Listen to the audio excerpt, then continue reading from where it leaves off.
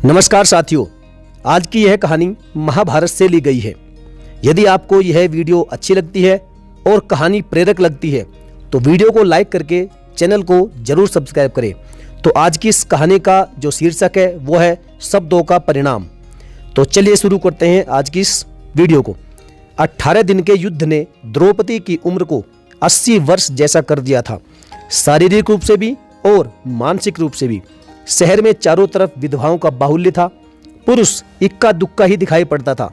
अनाथ बच्चे घूमते दिखाई पड़ते थे और उन सब की वह महारानी द्रौपदी हस्तिनापुर के महल में निश्चेत बैठी हुई शून्य को निहार रही थी।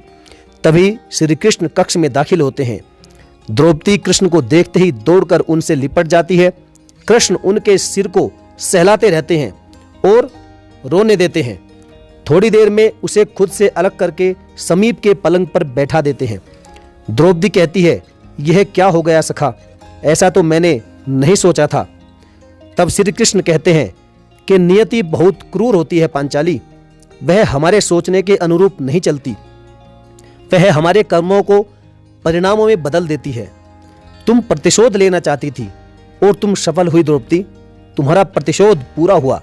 सिर्फ दुर्योधन और दुशासन ही नहीं, सारे कौरव समाप्त हो गए। तुम्हें तो प्रसन्न होना चाहिए। तब द्रौपदी कहती है कि सखा, तुम मेरे घावों को सहलाने आए हो या उन पर नमक छिड़कने के लिए? तब कृष्ण कहते हैं कि नहीं द्रौपदी, मैं तो तुम्हें वास्तविकता से अवगत कराने के लिए आया हूं। हमारे कर्मों के परिणाम को हम दूर तक नहीं देख पाते हैं और जब वे समक्ष होते हैं तो हमारे हाथ में कुछ नहीं रहता।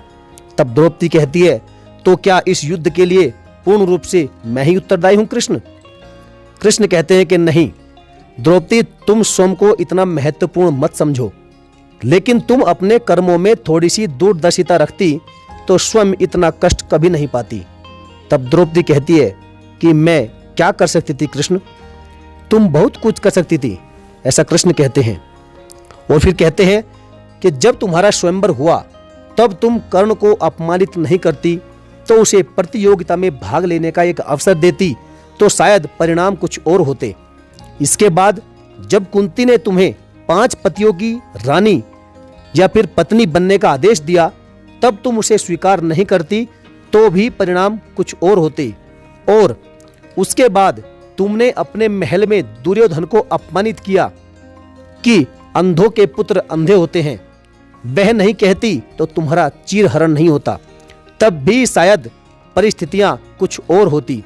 हमारे शब्द भी हमारे कर्म ही होते हैं द्रौपदी, और हमें अपने हर शब्द को बोलने से पहले तोलना बहुत जरूरी होता है, अन्यथा उसके दुष्परिणाम सिर्फ स्वयं को ही नहीं अपने पूरे परिवेश को दुखी करते रहते हैं।